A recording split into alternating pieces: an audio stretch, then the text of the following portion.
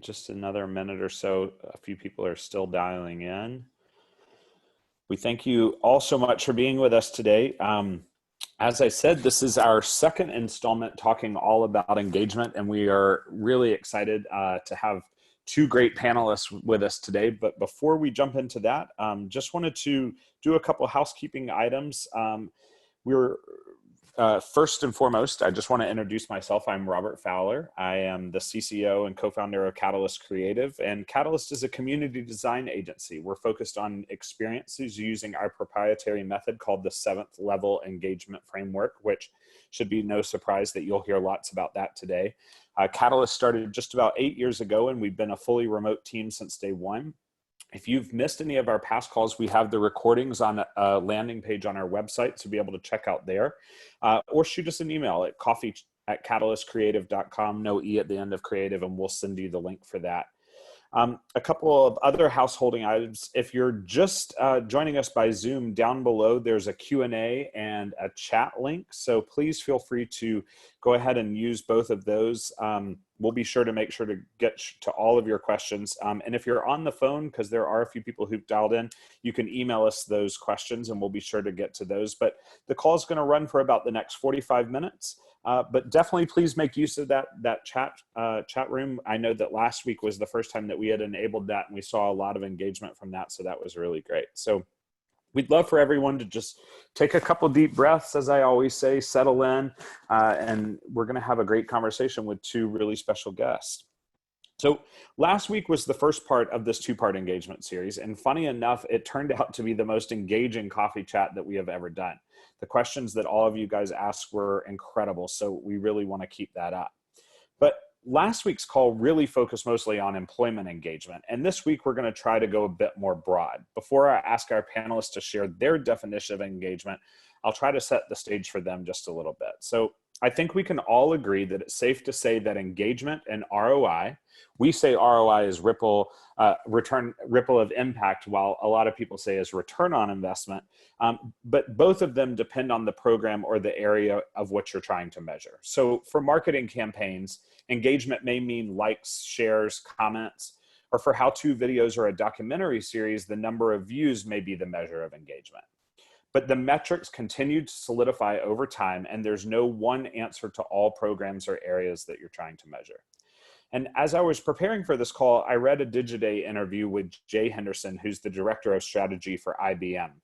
And he said that he thinks of engagement as representing two-way communication between a brand and their consumers. In the past, companies have treated customers as passive recipients of marketing messages. First, we had the digital revolution that happened, and now we're really in this social media revolution. We have essentially created the opportunity for customers to be more actively involved in marketing campaigns. Brands are really moving away from that bullhorn marketing approach tactics to creating two-way dialogues. And today we see that brands can listen more effectively to customers, and as a result, deliver a more informed and tailored message. The one overarching message to all customers' days are probably over. This has created a huge opportunity for marketers to extend the reach of their marketing campaigns by encouraging customers to share their purchases, their experiences, their likes, making good customers not just those who transact, but also those who share. And marketers' goals really haven't changed. They still need to drive awareness. We still need to create brand preference and ultimately drive transactions and sales. And measuring all these outcomes in the context of consumer engagement can also be a great indicator for customers. So that kind of set the stage for what we're going to be talking about, how we're going to be discussing engagement, but I definitely want to tell you a little bit more about our two panelists. So our first is our very own Amanda Slavin, the co-founder and CEO of Catalyst Creative and author of The 7th Level. Amanda is a Forbes 30 Under 30, a new mother, a TEDx speaker, and a graduate of the University of Connecticut for both undergrad and her master's in curriculum and instruction. She's contributed to numerous publications, including the Huffington Post, Business Insider, Time, and many others. If you follow her on LinkedIn, you know she's a LinkedIn fanatic. In fact, she's probably tagged most of you guys on this call at least a few times, and that's why you're here. I should also note that she's a dear friend, and she was the officiant at my wedding last April. Scott Gould, who's joining us today from the UK, is an author, speaker, and advisor in engagement. He also has a book called The Shape of Engagement, which explains how people engage with ideas, products, organizations, and each other. As a management advisor, Scott has helped some of the world's biggest brands and oldest organizations nurture highly engaged in customers, employees, and communities, leading to powerful exchanges in the way that those people think and act. Scott is a former church minister, co-founder of Aaron and Gould Consulting, and a co-founder of one of the first social media conferences called Like Minds. So just based on their bios, it's very clear that both of our panelists today have vast experience in the world of engagement. So I want to jump in with some questions for them, but I would ask that you also, those of you who are joining us, go ahead and start putting some questions in the Q&A as well. So I think first we'll go to Scott. Scott, thanks so much again for being with us today. How would you define engagement? Well, thank you, Robert, for having me, and greetings to everybody from England. If I could define engagement in one word, I would say togetherness. That's what engagement is. It's how together somebody is with you in head, hands, or heart, right? How together they are in understanding something or listening to you, how together they are in terms of their affections, how bonded they are with you, whether that's with a brand or a company. Or how together they are in their behaviors, aligned, doing the same thing as yourself, which, is kind of the holy grail of engagement. So that's what I would say. Sure. Engagement is. I love that. Yeah. Amanda, in our book, we define engagement as authentic, meaningful human connection that leads to the granting of time and attention. So I'm curious. Precisely. Yeah. Amanda, I'm curious, do you feel this definition has changed? And if not, maybe do you want to tell us a little bit more about how you came up with that? Yeah, so I assessed engagement within the classroom for first graders, fourth graders, and then applied it also in a middle school classroom. And it was really, again, really being able to look at how children learned and the importance of learning when it comes to engagement. Because, so often we blame children for not being able to learn or to be connected to the subject or to be connected to the teacher versus being able to assess maybe what we're doing wrong and what we could be doing differently as teachers and guides. And then I applied that within the marketing world prior to starting Catalyst, Robert, as you know. And, for us now, I think more than ever, it's really important for us as brands and as companies to look at what we could do better. I think, again, so often we blame our customers or our students or our partners, for not knowing what we're thinking and what we want and what's important versus actually looking at ourselves and saying, what can we do better to be able to connect to these individuals? And also, more than ever, right now, it's really important to listen and to, again, provide value based on the needs of those individuals, because attention is actually harder to garner currently because there's so much going on digitally. So I think the definition has stayed the same, but the meaning behind that definition, I think, is important to acknowledge and recognize that, again, it is more important than ever to think about the person behind the like, follow, email address, et cetera. Absolutely. I totally agree. One of the things that I mentioned before in sort of my opening comments was that, we're in a social revolution now. And we've really created the opportunity for customers to be more actively involved in marketing campaigns. My question is for both Amanda, you and Scott, is what do you guys think about this? Is this a nightmare for marketers, or is it a total dream? And curious what you think Don Draper might have to say about marketing now.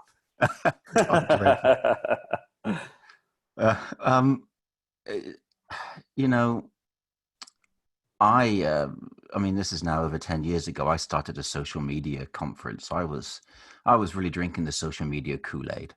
I was crazy about it. And now over time, I think social media has just become a thing that we do. I think, some brands have really been able to create amazing conversation through it. Others, they just do it because it has to be done. Others, it's keeping up with the Joneses. Your brand's got a Facebook page or a TikTok account, so I need to have a Facebook page and a TikTok account. But I think the prevailing thing in everything constantly, I think this is the message of engagement, is caring about your customers and considering their needs and thinking about what you would do for them in the same way that a friend thinks about the needs of their friend. I think it really is that. and you just scale it out as big as you need to go. But yeah, for me, for me, that's the center place. So right now is a time for brands to really show they care. And those that do show they care right now, and those leaders that show they care, and those organizations that show they care will be remembered forever because of this. Whereas those that take an uncaring view, that will be remembered forever because of this. It's not rocket science. It's just that we often forget that it's about being human. Yeah, I totally agree with that. And I think what you said before about, brands feeling like they just need to have a presence on all platforms. I think, we had,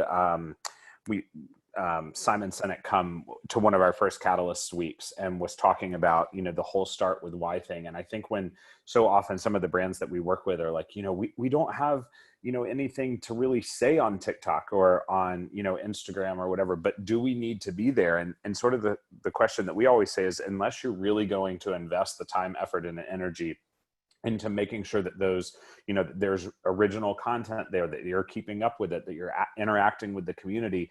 If you don't have someone who's willing to do that and able to do that, it's almost better to not have that presence than to have a presence and not do it to the full extent that it should be. And I think that that's happening with so many brands. They're just feeling like they need to be there, but then they're not really doing anything with it. Yeah, it's a fair comment. And certainly, if we take, again, the definition from the 7th level of engagement, right, you got that keyword right away, meaningful. Okay, so, if what we're putting out on social media isn't meaningful, then is there a point of doing it? I mean, there is some argument towards sometimes you just need stuff to be out there, right? If we think about, the idea of share of voice. But of course, I think share of voice is also achieved far greater through print and radio and television than it is through online, right? Online actually probably is the place where attention is the weakest and where you do need to be the cleverest. And so the point would be that if you can focus on really doing well on a platform, do that and go big on it, rather than wasting your effort going small on a range of little platforms and not really having much presence there. I think we need, let's not forget that there is just a basic thing of generating word of mouth and being present, but pick where you do that rather than just doing it everywhere, because again, that wouldn't be meaningful. I love that you quoted the book, Scott, and it's awesome because, we're so aligned in, I think, the way that we think about engagement and define engagement, and social media actually connected us. So, I think that so often we blame social media for our problems, but it is really being able to look at how to utilize social media and then build relationships from there, as you said. And that is why, as Robert said, I do love LinkedIn, because I do feel that if you utilize it correctly and you're not just doing it based on this is what's about me, how can I sell, but actually identifying, again, how can you add value? I really believe that sales is a meaningful transaction between two human beings. So how can I provide that meaningful value to you first and foremost, and then be able to build a connection from there? I've really been able to actually build very true, meaningful connections from LinkedIn that have lasted. And in the book, we also talk about talking about like TikTok. We talk about the Snapchat uncle, which is kind of the uncle at the barbecue that's like trying to be cool, and saying like, oh, are you on, like Snap time? And they're like, do you mean FaceTime or Snapchat? And it's like, just making sure that as brands, we are not trying to be something that we're not, and we are understanding and accepting, the reasons why we exist, starting with the 7th level statement. What do you stand for? What do you believe in? And then coming from that true, authentic place, and then identifying, okay, what social platforms work for us, and then how do we actually communicate on those platforms based on what we believe in, not changing who we are to think that others are going to be able to relate to us because we're talking their talk instead of talking our talk. So yeah, I think I totally agree with you, Scott, and kind of everything you said. I love that you read. Oh, well, yeah, of course I read the book. I mean, no brainer. So let me ask you, can I ask Amanda a question? Absolutely.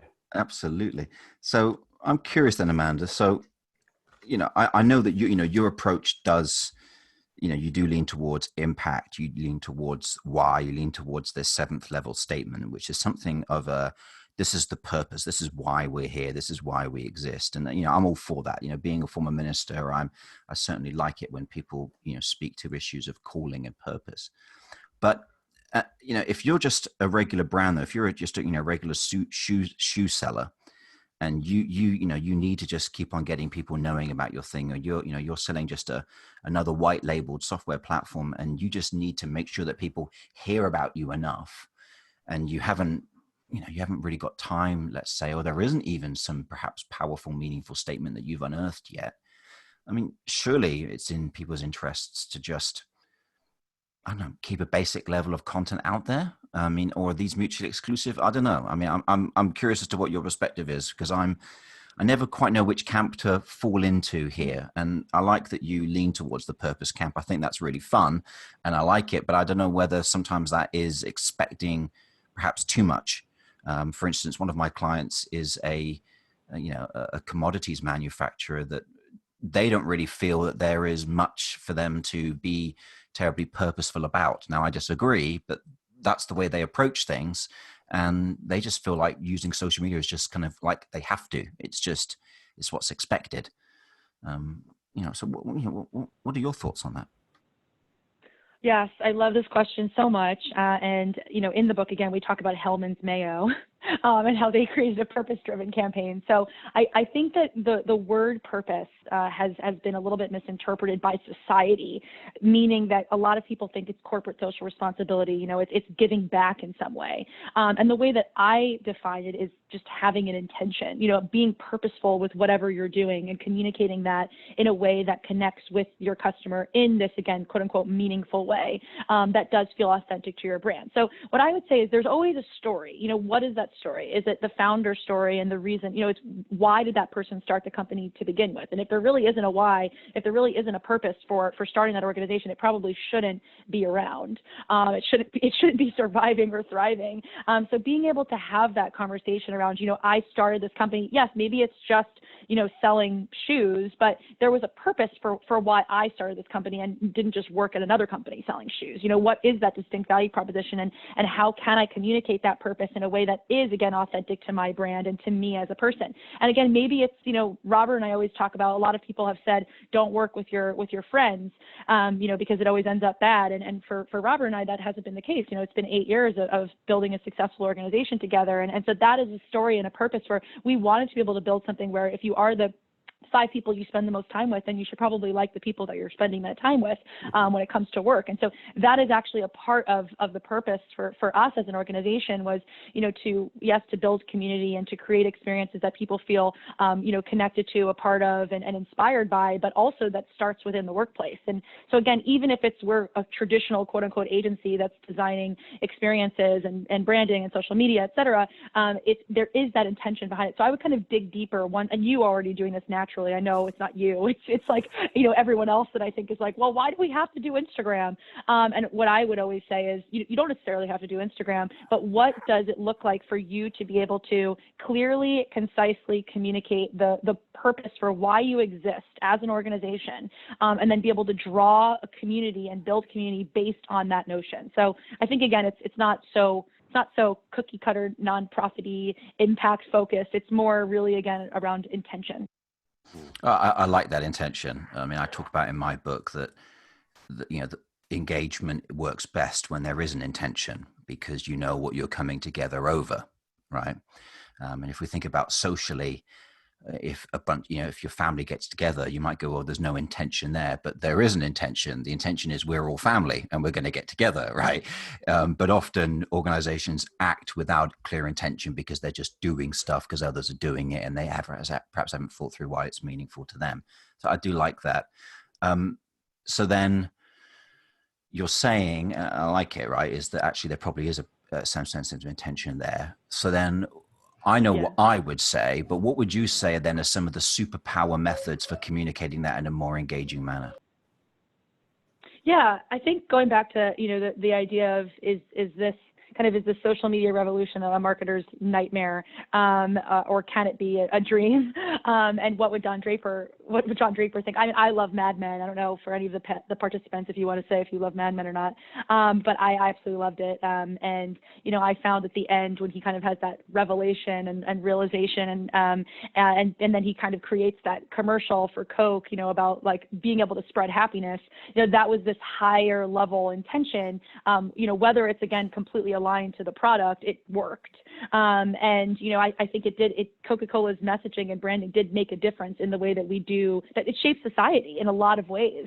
Again, I'm not talking about the product, I'm talking about the messaging. So, you know, I always think again that marketers are the actual best teachers in the world. They just need the right curriculum to be able to educate their quote unquote students for better or for worse. So right now there is an opportunity where, as I said before, it's a little bit difficult to garner attention now because there's so much going on. But I also think there's an opportunity that if you do it in a way that is really specific and targeted, that you actually can, you know, garner the right attention. And how I've been using this, I've been using this kind of experience in this ecosystem in two ways. One, I've been using social media to reach out to people that generally have been very busy or very influential that I've kind of been nervous to reach out to before. And I've been reaching out to them and asking them for time because I know that even if they are thinking about the productivity of their business and obviously, you know, stressing about the future, they're not traveling as much, you know, they are home, they actually are seeking out connection. So I've thought about it in that way of utilizing social media as a way to connect in that capacity. And that's also with brand partners, you know, potential, you know, this initiative, Coffee Chat with Catalyst, I don't think would have actually taken off as it had before this experience. So there are opportunities to be able to, if you're consistent and you're strategic and you're authentic, you're true, and you keep kind of, again, you have a targeted approach, I think it is possible. And the second, very, very quickly, is I'm reaching out to people that I haven't spoken to in quite some time that I want to catch up with to be able to maintain community because I don't have those intimate connections with the people I was seeing frequently. So now I'm looking at people that I haven't been able to talk to, sometimes 10 years I've been catching up with people using social media. So again, I think that we give social media a bad rep. It's nothing to do with that. It's us and how we use the social media. I hope that answered both, Scott, your question and Robert's question. I love it. I knew I could just like ask both of you one question and you could really just like moderate your own conversation. And I know that there's so much more that you both have to say, but I do have a couple other questions and I see that some are starting to come in. And Amanda touched on this a little bit in just your last reply without even knowing that I was going to ask this question next. So Scott, I'd love to talk to you about this and get your perspective. So, you know, and this happens with Catalyst quite a bit. So brand A comes in to talk to us about possibly working together. So we look, they have 100 or so thousand followers on Instagram. They've got the, you know, page set up on Facebook. They have a decent website. Their sales are going relatively well, but they're probably growing at a steady pace. And when we try to talk to them about engagement, they say, you know, we're good. Look, you know, we're doing just fine. I'm curious what advice you have for brands like that who think just because they have a presence, just because they have a few followers, and just because, you know, things are going relatively well, how can they do better? And why should a brand strive to do better past just like a benchmark of followers and a benchmark in sales? Yeah, sure. So it's a great question. I guess a similar analogy that I mean, first of all, I probably wouldn't try to convince them, to be honest. I'm a little, you know, generally I kind of, you know, I wait for them to get desperate. But the analogy I would use, because all engagement goes back to our core base human relationships, right? There isn't a part of our brain that goes, that's the customer part, or the part of our brain that is the employee part. So people, they don't engage differently being an employee as they do to a customer, because the brain is the brain. It's not differentiating. So in the same way, I would go, right, well, you know, imagine now that your customers, you know, imagine, you know, your customers are like your friends. Let's take it back to, you know, being like in the playground, and you didn't have any best friends. You know, is that a safe strategy for you to be able to get through school, you know, successfully? Well, no.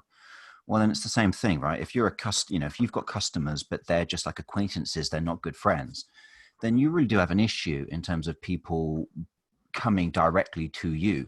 Now, that might not be an issue now if you've got lots of sales, but you don't have a competitive advantage. You don't have what Warren Buffett refers to as a moat, something that's hard for others to replicate, and it protects you from the enemy. If we think about, you know, any large consumer brand that we're a fan of right now, or any entertainment brand that we're a fan of right now, or any sports team that we're a fan of right now, they have these moats, which is people are not going to defect to the other side because they are very engaged. These organizations are going to last for a very, very long time because of that. Whereas if you are a commoditized brand where people only buy you because of one of three things, which is price, price, and price, then you are unable to command, a premium on anything that you sell because you're commoditized. And the moment something else comes along that looks like you and smells like you, but it's cheaper than you, they'll switch to that. I use this analogy. Imagine you go to your local cafe and you really like it there, and you're happy with the prices there, and you're happy with the staff there and everything. It's kind of like home for you. And then a newer cafe opens up that's closer to you. What do? Well, if you switch to the new cafe that's closer to you, that means that you only ever had what's known academically as calculative commitment to that new cafe. Calculative means that your commitment was based on a calculation of cost and benefit, and it was easier for you to switch to the new cafe because it was more convenient. However, if you stay going to the old cafe, even if a new cafe has opened up, that means that you have what psychologists call affective commitment, affective commitment, which is a commitment based on emotions and affections. Maybe it's because you really got on with the bar staff, the baristas there. Maybe it's because you got on with the ambience. Maybe you like the coffee, but there was something that was more important to you than the convenience of how close it was or how cheaper the other cafe might be. The question to organizations is, do you have those customers that are affectionate towards you? Because if you do, they are actually worth to you a premium. And organizations that optimize for those generally tend to outperform other organizations by a factor of 3.5 times. That's 350%. Sometimes up to 600%. They outperform the average because of how affectionate people are towards them. I mean, the value of any brand, 80% of that value is based in the intangible recognition of that brand. So this stuff doesn't necessarily even have to be because you are better. It's simply because you've taken time to build a relationship that is resilient. And at a time like this, resilient brands do well, unresilient brands don't. And the resilience isn't necessarily because their product is better. It's because people have an affection towards them that lasts. Same principle of why people stay married even though their marriage might go through a tough time, stay friends even though their friend lets them down, stay in love with their siblings even though their sibling really irritates them, is because they have an affection. It is a competitive moat like no other. That's what's going to make companies last in the future, is they have that level of competitive advantage. Their customers are not going to go somewhere because they love them, essentially. For sure. I love that. I keep thinking about this coffee shop that I used to always go to, and then it's like you were using my analogy. This other one opened closer, and I found myself just like constantly going to the old one, and I didn't really know why. It wasn't the punch card. It wasn't the, I think it was because they, knew my name, and I couldn't really imagine. I would feel like if I walked past with someone else's coffee that I was cheating on them. And at the end of the day, it's just a coffee shop. Yeah. Precisely. I mean, the coffee shop I go to, I don't even like the coffee, but the people there love me. And I feel like it's like my Cheers. It's where everybody knows my name. Sure. And people stick for that stuff. I used to be a minister. People stay in churches that they don't even like, and they don't even believe the religion anymore, but their friends are there. Yeah, for sure. Like that's a resilient organization. And that's why you want to invest in that. For sure. So another thing, and we've touched a little bit on sort of like the current times, and as much as I've tried to, when we first started the coffee chats, everything was in response to COVID and the current pandemic and what everyone was going through and how everyone was sort of trying to pivot. And, I've tried over the last couple of weeks to transition us away a little bit from that, only because I feel like we're just constantly bombarded with, things about COVID, the pandemic. I hadn't watched like real TV, that wasn't a streaming service for a few weeks until last night. And I saw that like every other message that was coming on was, we are in this together. And I kind of found myself sort of tuning it out, and not really because I meant to, or not because I didn't think that the words were genuine, but it's just, every email, every, Instagram campaign, every commercial now seems to be focused on this. And Scott, in one of your recent blogs, you gave 10 tips for critical engagement moves during COVID. And one of them was to remember how leaders act now will be remembered for eternity. Engage a little and you'll get back a lot. So I'm very curious, maybe Amanda and Scott, Scott, I'll let you go first since it was one of your tips. With all of this sort of COVID noise, and because I'm looking at the attendees that we have here on the call, and there's founders and there's CEOs and there are managers and people, the exact leaders that you were probably speaking to in your posts. What recommendations do you have for leaders during this time to be remembered that may be a little different from what other people are doing by just putting out these blanket statements? Sure, thank you. I appreciate you reading the post. It's nice to actually do your research. I would say, first of all, actually putting out a blanket statement. If you make a statement well, that in itself means a lot to people. If people get a chance, go and check out Arne Sorensen, CEO of Marriott, and his statement to his associates around the world at the end of March. It was, the guy begins to well up at the end with tears. This means so much to him.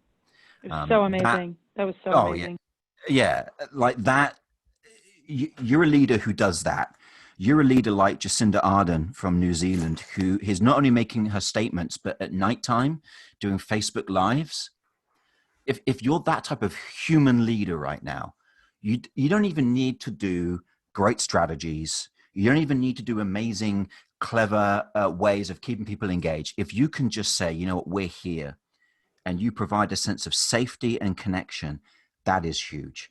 The things that tend to engage us the most are the things that bring us together with other people. They create a sense of connectedness. This isn't brain science, although it is brain science, but it's simple, right? Is we are tribal creatures. We're social creatures.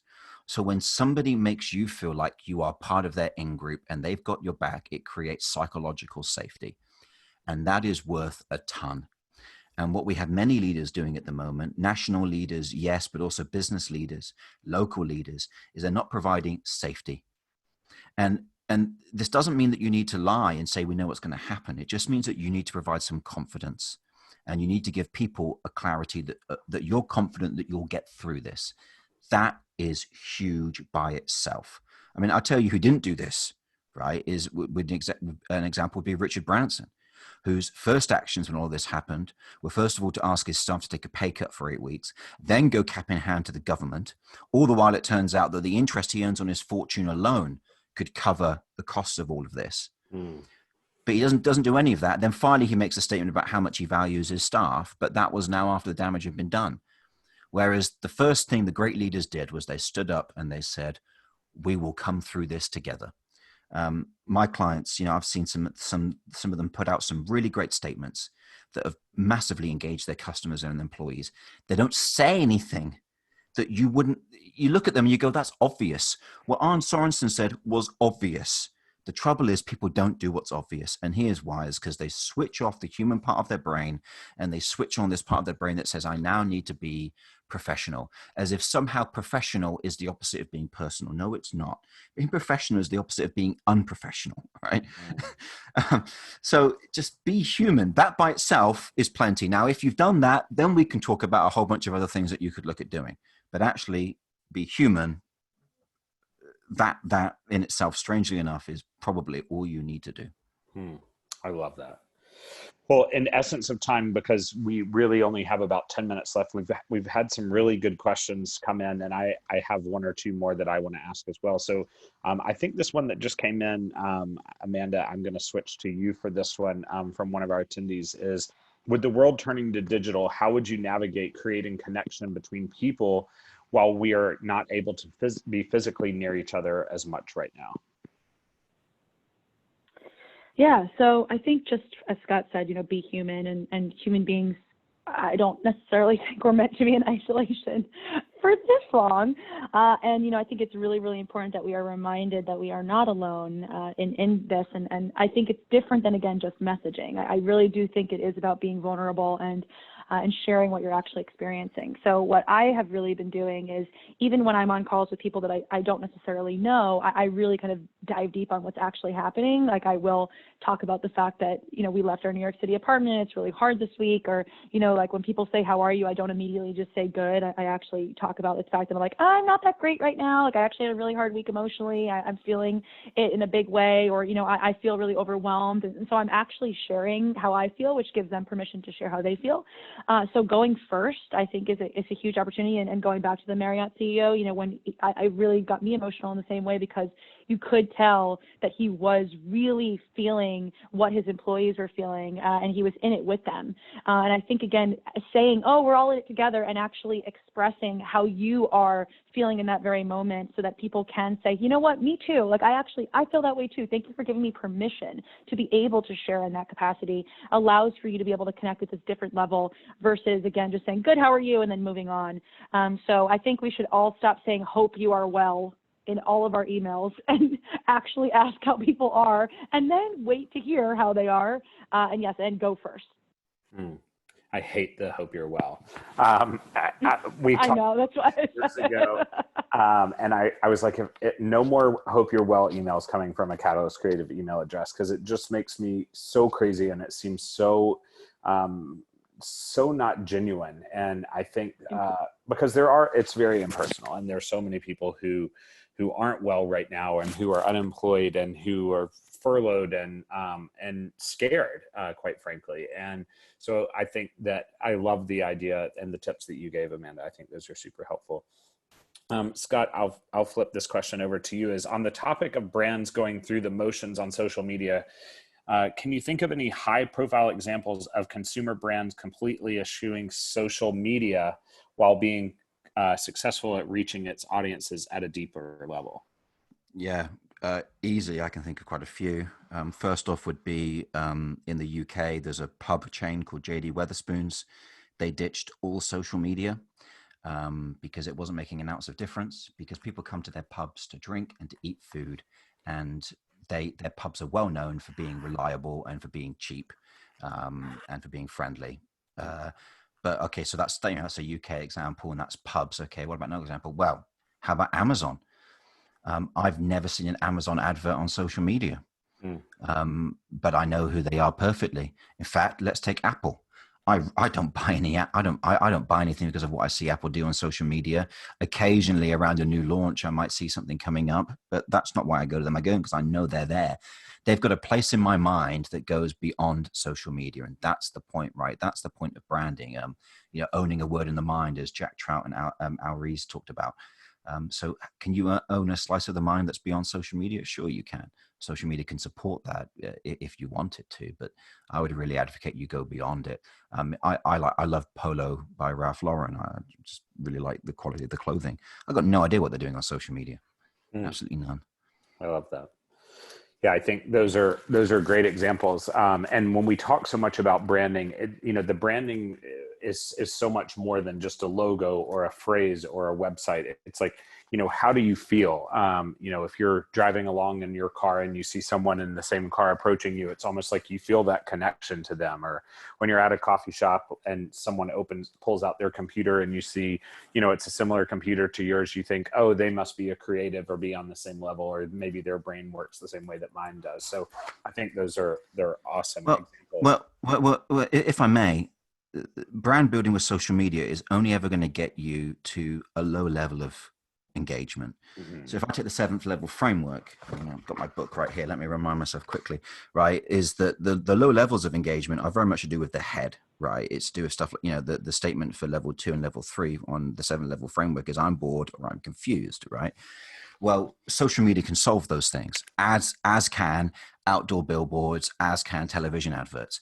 But people having the type of significant and sensational brand experiences that actually begin to build things like intent towards spending larger amounts, or not just intent, advocacy, or behaviors, or loyalty, or deeper investment. none of those happen because of social media. Those happen because of in-person experiences that people have, right? So actually the best brand building is not going to take place online. I mean, this is really, really borne out through a range of studies. Social media and online activity is supportive of your offline activities, not a replacement for it. Now, at this time, there are things that we can do with digital, but again, digital is beyond just social media, right? So app engagement is actually very meaningful. More so than just social media engagement, which is funny for me to say this because I used to be like crazy about social, but it's evolved, right? Some of this stuff has evolved, and I think it's more meaningful to talk about the whole mix than it is just gearing down on social. For sure. Yeah, so much into social, you started a conference. So Amanda, I would love to ask you this question. Is it's been touched on a few times on this call that to effectively engage your audience, you have to really understand who you are as an organization, as we would call it, the 7th level statement. Someone's clearly read the book. But what about knowing your audience? Do you have a similar term for a statement that encapsulates who you are as a customer and what motivates them? Great question. So I think so often, again, and I don't want to simplify the Start With Why, program with Simon Sinek because he has an entire curriculum and a workshop, but the book itself, I think, does get simplified in the fact that people think that once they identify their why, that's kind of it, and then they can just go from that place, and people will love them and be obsessed with them, and they'll be a successful business forever. And in the book, again, we talk a lot about you can't really build a house on sand. You have to build a foundation.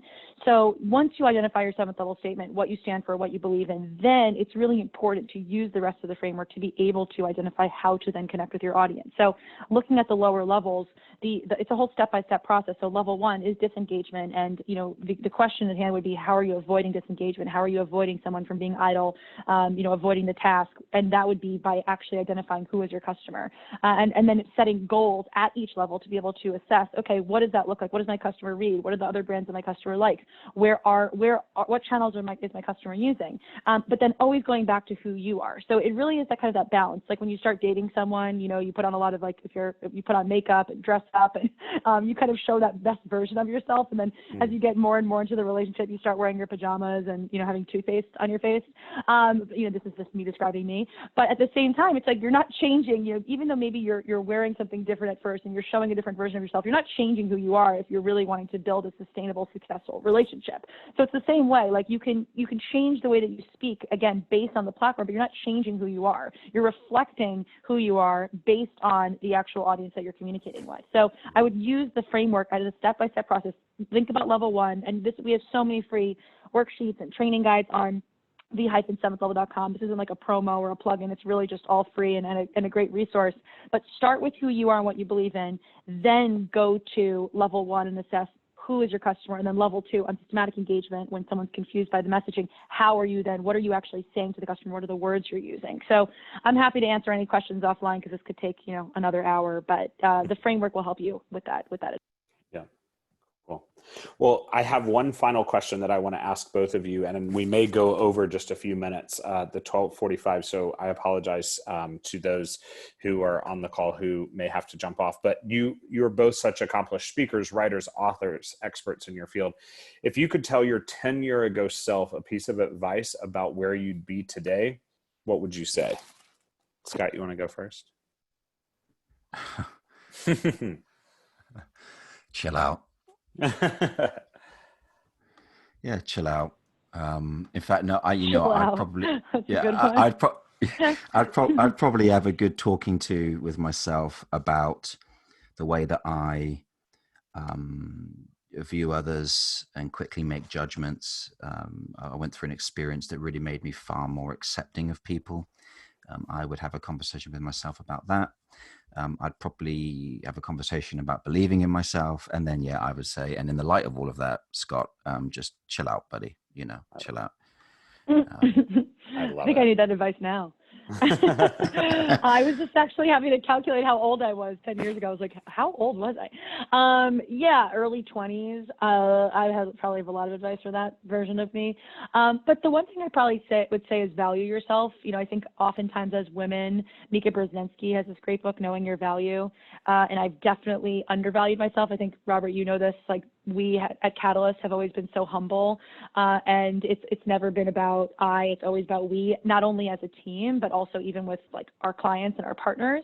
And I think that actually, while it has been amazing for us to build community, has sometimes worked against us and against me, because I'm constantly kind of making sure that everyone else feels comfortable, and then I'm putting myself last, but then no one else is actually putting me first because I'm not putting me first. So I would probably say that make sure that as you're looking out for everyone and making sure that everyone is taken care of, that you're also doing the same thing for you, or it's gonna catch up to you. So yeah, and chill out too. That would be my second. Every single day from that point of time till now, I would say. Well, chill. it's a good one, isn't it? And if I may, Robert, very quickly, I saw there was a question also about just the notion of effectively committed customers, right? And then can everyone be that engaged around effective, that love level?